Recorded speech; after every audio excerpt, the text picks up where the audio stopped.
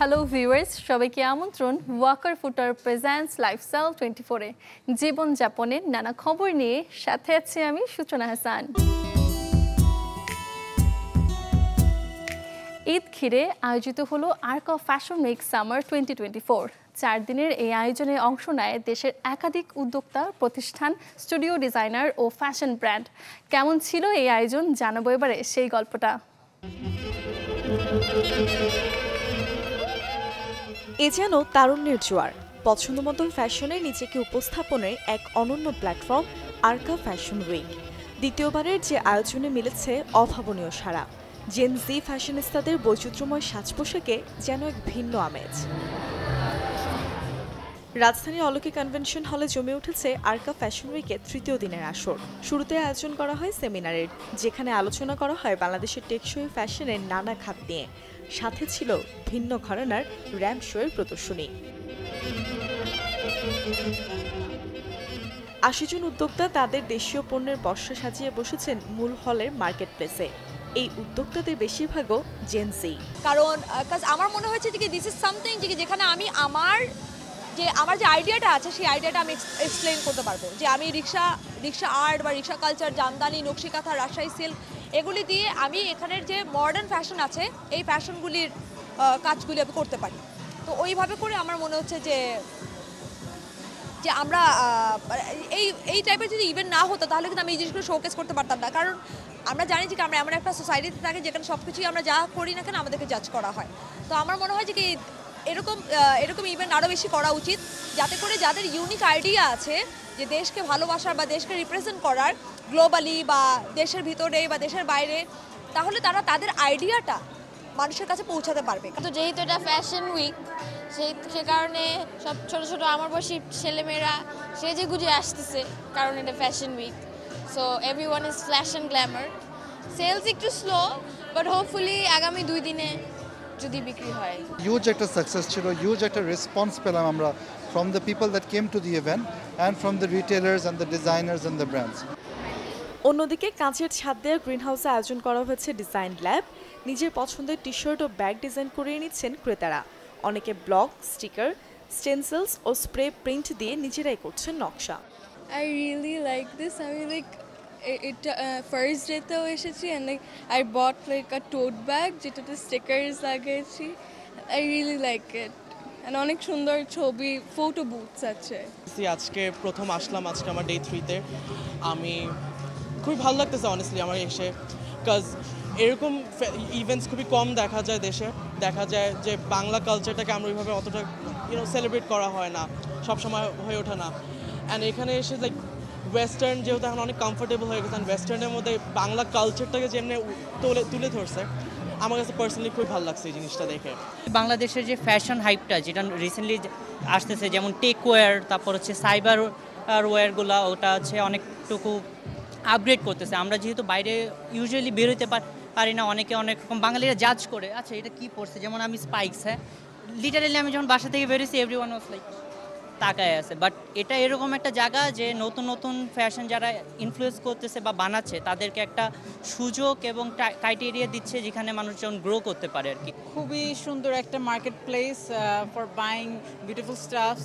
কারণ এখন নতুন জেনারেশনের যারা এসছে এদের মানে থট প্রসেস কীরকম, এদের ফ্যাশন সেন্স, এখানে আসলে আমি মনে করি যারা পাবলিক আছে একটা প্রপার ভিউ পাবে। ছবি তোলার জন্য আকর্ষণীয় ফটো বুথে ছিল জমজমাট ভিড়। ফ্যাশনের এই নতুন আয়োজন এবার চলবে 16 জুন রাত 10টা পর্যন্ত। মূর্ছনা ঐশী, চ্যানেল 24, ঢাকা। রাত পোহালেই কোরবানির ঈদ, তাই তো শেষ মুহূর্তের কেনাকাটায় শপিং জোনে ভিড় জমাচ্ছেন ক্রেতারা। বিক্রেতারাও এই শেষ মুহূর্তেই আছেন কিছুটা লাভের আশায়।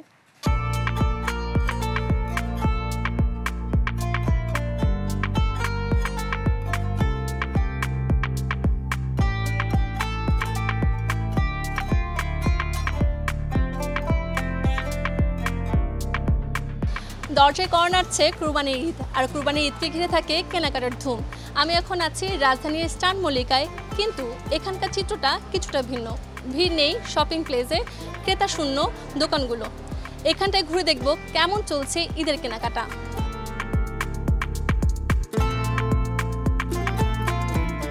সারা বছর টুকটাক বিকিকিনি হলেও মূলত পোশাক ব্যবসায়ীদের বেচা বিক্রি হয় 2 ঈদকে ঘিরে। রোজার ঈদে বিপণী বিতানগুলো সেজেছিল ঈদের আমেজে, বেচা বিক্রিও ছিল বেশ। তবে কুরবানির ঈদের চিত্রটা কিছুটা ভিন্ন। ক্রেতা শূন্য দোকান, জমে ওঠেনি এবারের ঈদের কেনাকাটা। নর্মালি 35 থেকে স্টার্টিং, এর ভিতরে আছে নুস, তাওয়াক্কাল, সাদাবাহার, আগানুর, সব মিলাই আপনার ব্রাইডিস পাকিস্তানি যেগুলো মোটামুটি ব্র্যান্ড আমার কাছে আছে অল্প কিছু নিউ, কিন্তু সবই আগের কালেকশন, মনে হচ্ছে আগের কালেকশন। কালেকশন তো ভালোই, আগের কিছু কালেকশন আছে, বাট এই দোকানের ড্রেস সবসময় নেওয়া হয়, ভালো কালেকশন।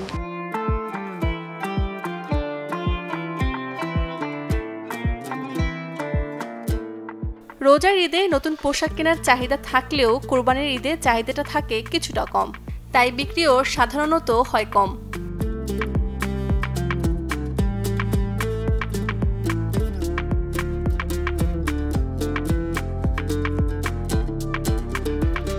কোরবানিটা আমাদের ওইভাবে রোজার সাথে তুলনা করি না, কারণ রোজার ঈদে সবসময় জমজমাট থাকে, কিন্তু কোরবানিতে একটু কমই থাকে, কিন্তু গতবারের তুলনায় এবার একটু বেশি কম মনে হচ্ছে আর কি কাস্টমার। আমরা লাখ লাখ টাকা ব্যবসা করার জন্য ইনভেস্ট করছি, কিন্তু কাস্টমারই পরিমাণ পাচ্ছি না আমরা। আর যেই কাস্টমার পাই তাতে বর্নিং হয় না, তারা চিন্তা করে যে আমাদের দাম বললে পেক করে দেবে।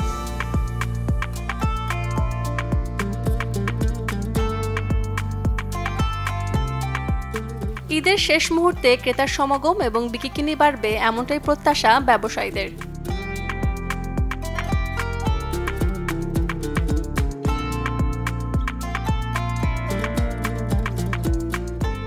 সূচনা হাসান, চ্যানেল 24, ঢাকা। সর্বাধুনিক প্রযুক্তির ফ্রিজ মানি ওয়ালটন দেশের বাজারে প্রথমবার নিয়ে এলো নিজস্ব উদ্ভাবনে এআই ডক্টর ফিচার ফ্রিজ। এবারের ঈদে ক্রেতারাও ঈদ অফারে কিনছেন এই স্মার্ট ফ্রিজটি। বছর ঘুরে আবারও চলে এলো কোরবানির ঈদ, আর কোরবানির ঈদ এলেই ঈদের দিন বিকেলবেলা মাংসগুলো কোথায় গুছিয়ে রাখা যায় সে চিন্তা সবার মাথাতেই ভর করে। এবারের কোরবানির ঈদের বিশেষ আকর্ষণ স্মার্ট বাংলাদেশের স্মার্ট রেফ্রিজারেটর। আমরা দেখব স্মার্ট রেফ্রিজারেটরে কি কি আছে। সারা বছর দেশে যে পরিমাণ ফ্রিজ বিক্রি হয় তার 70% হয় কোরবানির ঈদকে ঘিরে। সে অনুযায়ী নতুন সব ফিচার সমৃদ্ধ মডেল নিয়ে আসে কোম্পানিগুলো। দেশীয় প্রতিষ্ঠান ওয়ালটন এবারের ঈদে ক্রেতাদের পরিচয় করে দিচ্ছে জেনারেটিভ এআই ফিচার সমৃদ্ধ স্মার্ট ফ্রিজ। স্মার্ট ব্যাপারটা শুরু হয় যেটা দিয়ে আইওটি, এটা হচ্ছে ইন্টারনেট অফ থিংস, এটা দিয়ে মূলত আসলে স্মার্টের বিষয়টা চলে আসে। তো সেই দিক থেকে বিবেচনা করলে আমাদের স্মার্ট যেই ফ্রিজটা সেটাতে প্রথমত আমরা লক্ষ্য করবো যে আইওটি সাপোর্টেড, মানে হচ্ছে ইন্টারনেট অফ থিংস। এটা হচ্ছে আমাদের যে প্লে স্টোরে ওয়ালটন কোম্পানি থেকে যে অ্যাপটা দেওয়া আছে, যেমন সেটার নাম হচ্ছে ওয়ালটন স্মার্ট অ্যাপ্লায়েন্স, ওই অ্যাপে আমরা এই ফ্রিজটাকে কানেক্ট করতে পারবো। কানেক্ট করার পর আমাদের ফ্রিজের সমস্ত ডাটা আমরা ওখানে দেখতে পারবো। তার মধ্যে আরও একটা জিনিস রয়েছে যেটা হচ্ছে smart care cooling base monitoring system. এটা হচ্ছে কুলিংটা কীরকম হচ্ছে বা কত টেম্পারেচার আছে আমরা ওই অ্যাপের মাধ্যমে সমস্ত ডাটা আমরা দেখতে পারবো। আর এটা আরও একটা ফিচার আছে আমাদের এই ফ্রিজগুলোতে, ডুয়াল কন্ট্রোল করার মতো এটা একটা ক্যাপাসিটি আছে। আর হচ্ছে হিউম্যান ডিটেকশন একটা অপশন আছে এটাতে। যখন কেউ যদি ফ্রিজটা খুলতে যায় বা ফ্রিজের কাছাকাছি যায়, দেন এই ফ্রিজটা লাইট আপ হবে, মানে এটা যে অ্যাক্টিভ আছে সেটা প্রদর্শন করবে লাইট আপ। টেম্পারেচারটা একটু বাড়াইতে হবে বা একটু কমাইতে হবে, তখন হচ্ছে কি সেট লেভেল। স্মার্ট ফ্রিজের পাশাপাশি প্রযুক্তির কল্যাণে এখন অনেকটাই পরিবর্তন হয়েছে প্রত্যেক পরিবারের দরকারি এই পণ্যটি। পাওয়া যাচ্ছে ডিজিটাল ডিসপ্লের আধুনিক সুবিধাযুক্ত ফ্রিজ। ডিজিটাল ডিসপ্লের এটা হচ্ছে স্যার, আপনি এই আনলকের যে সিস্টেমটা আছে এইটার মাধ্যমে যারা বাচ্চারা আছে তারা অনেক সময় দৌড়াদৌড়ি করে এসে একটা প্রেস করে দিল, এখানে সবটা ডিফাংশন হয়ে যাওয়ার সম্ভাবনা আছে। বাট আপনি যখন এই আনলকে 3 সেকেন্ড প্রেস করে রাখবেন, এটা লকটা ছুটে যাবে, তখন আপনি এখান থেকে সেট লেভেল দেবেন। আপনি যেই লেভেলে আপনি চালাতে চাচ্ছেন 1, 2, 3, 4 ওই লেভেলগুলো আপনি ইজিলি সেট করতে পারেন। লাইক এই জায়গাটা আনলক হয়ে গেল, এখন আমি যদি লেভেলটা সেট করি, এই যে 2 নিলাম, 3 নিলাম, 4 নিলাম, আবার যদি না আমি 1 নেব, তখন আবার একটা প্রেস করলে আবার 1 চলে আসবে। ঈদের ছুটিতে যারা ঢাকায় রয়ে যাবেন মূলত তাদেরই দেখা গেল কেনাকাটায়। কেউ রেফ্রিজারেটর, কেউ আবার দেখছেন ফ্রিজ, সাথে করে কিনে বাড়িও ফিরছেন কেউ।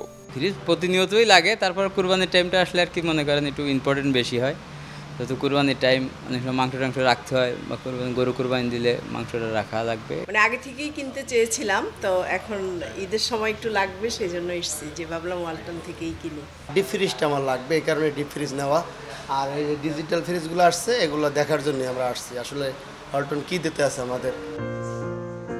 ঈদের আনন্দ আরও বাড়িয়ে দিতে আছে ঈদ অফারও। আমাদের সেরা পণ্যের সেরা অফার আমাদের এখন চলছে সিজন 20 নন স্টপ মিলিনিয়ার। এখানে আপনি ফ্রিজ ক্রয় করে হতে পারেন নিজেও একজন মিলিনিয়ার। আর এছাড়া রয়েছে আমাদের ডিজিটাল পেমেন্টে 10% ডিসকাউন্টের অফার রয়েছে। আমাদের কাছ থেকে ইএমআই ক্রয়ের সুবিধা রয়েছে, 0% ইন্টারেস্টে আপনি 12 মাসের ইএমআই ক্রয়ের সুবিধা আমাদের কাছ থেকে ক্রয় করতে পারবেন।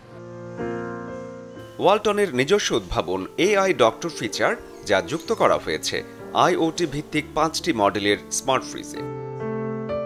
শরীফুল হক, চ্যানেল 24, ঢাকা। ঈদটা যখন কোরবানির, তখন পশু জবাইয়ের পর সবচেয়ে বিড়ম্বনার হয়ে দাঁড়ায় ঘরের বাইরে রক্তের দুর্গন্ধ। সঠিক নিয়মে পরিষ্কার করলে আপনি কিন্তু ঘরে কিংবা আশপাশ জুড়ে বজায় রাখতে পারবেন রক্তের দুর্গন্ধমুক্ত পরিবেশ। কিভাবে জানাবো সেই উপায়। কোরবানির মাংস কাটাকাটির পর ঘরের বিভিন্ন আসবাবপত্র এবং মেঝেতে রক্তের দাগ লেগে ঘরে সৃষ্টি হয় দুর্গন্ধের। আর এই দুর্গন্ধ দূর করতে মেঝেতে বড় প্লাস্টিকের ক্লথ বিছিয়ে ব্যবহার করতে পারেন। তাহলে বাটোয়ারা শেষে প্লাস্টিক ক্লথটি ফেলে দিলেন, এতে পরিষ্কার থাকলো ঘরের মেঝে। ঘর থেকে তেলতেলে ভাব ও দুর্গন্ধ দূর করতে হালকা গরম পানিতে ভিনেগার অথবা লেবুর রস মিশিয়ে পুরো ঘর মুছে ফেলুন। এতে ঘরের মাংসের গন্ধ থাকলে তা দূর হবে। কোরবানির পশু জবাই করার পর অনেকে সেই স্থান তৎক্ষণাৎ পরিষ্কার করেন না, এতে রক্ত জমাট বেঁধে পরিবেশ দূষিত হয়। তাই কোরবানি দেওয়ার সাথে সাথেই সে স্থানটি প্রচুর পানি দিয়ে ধুয়ে ফেলতে হবে। সেই সাথে পানি ঢেলে ধুয়ে ব্লিচিং পাউডার ছিটিয়ে দিতে হবে, এতে রক্তের গন্ধ ও দাগ দুই কম হবে। কোরবানির শেষে পাটি, পশুর মলমূত্র, রক্ত, আবর্জনা যেখানে সেখানে ফেলা যাবে না। গর্ত করে মাটি চাপা দিতে হবে অথবা পুড়িয়ে ফেলতে হবে। এছাড়া মাংস কাটাকাটি বা বাটোয়ারাতে যেসব পাত্র ব্যবহার করা হয়েছে যত দ্রুত সম্ভব তা পরিষ্কার করা। ফ্রিজে মাংস রাখার সময় ফ্রিজের গায়ে মাংসের রক্ত লেগে থাকে, ফলে তৈরি হয় দুর্গন্ধ। মাংস ফ্রিজে রাখা শেষ হলে এর বাইরের অংশ হালকা ডিশওয়াশার লিকুইড মিশিয়ে পরিষ্কার করে নিতে পারেন, এতে ঘর থাকবে দুর্গন্ধমুক্ত। Desk report, channel 24। ঈদের সময়টাতে সবচেয়ে বেশি প্রয়োজন ফ্রিজ। ঘরে থাকা এই যন্ত্রটির উপর চাপও যায় অনেক। কপালে যদি থাকে দুর্ভোগ, তবে এই ঈদের ছুটিতেই অনেকেরই নষ্ট হয় ফ্রিজ। কি উপায় তখন? জানাবো সেই বিকল্পটা। যতই থাকুক ওয়ারেন্টি আর গ্যারান্টি, আপনার বাসার ফ্রিজটি এমন এক সময় খারাপ হলো যখন চলছে ছুটি, মানে ঈদের ছুটির কথা বলছি। একবার ভাবুন তো, কোরবানির মাংস নিয়ে তখন কি ঝামেলাটা নেই হবে?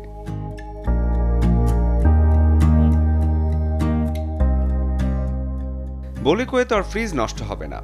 হঠাৎ যদি বুঝতে পারেন ফ্রিজ নষ্ট হয়ে গেছে, তাহলে হুট করে ডিপ অংশটি খুলে বসবেন না। ফ্রিজ বন্ধ বা নষ্ট হয়ে যাওয়ার পরও 24 থেকে 48 ঘন্টা পর্যন্ত ভেতরে তাপমাত্রা ঠিক থাকে। আত্মীয় স্বজনের বাসায় খানিকটা সাহায্য পাওয়া গেলেও মাংসের পরিমাণ বেশি হলে সর্ষের তেল মাখিয়ে আচারি টাইপে সংরক্ষণ করতে পারেন।